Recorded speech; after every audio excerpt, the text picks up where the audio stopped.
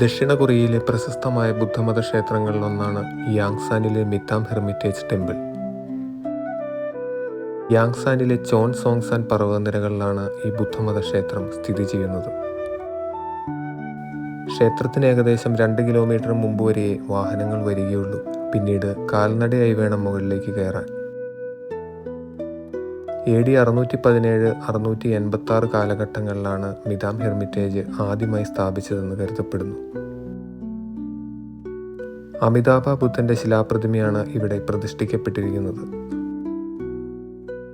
ദക്ഷിണ കൊറിയയിലെ ഏകദേശം 16% ആളുകൾ ബുദ്ധമതത്തിലാണ് വിശ്വസിക്കുന്നത്.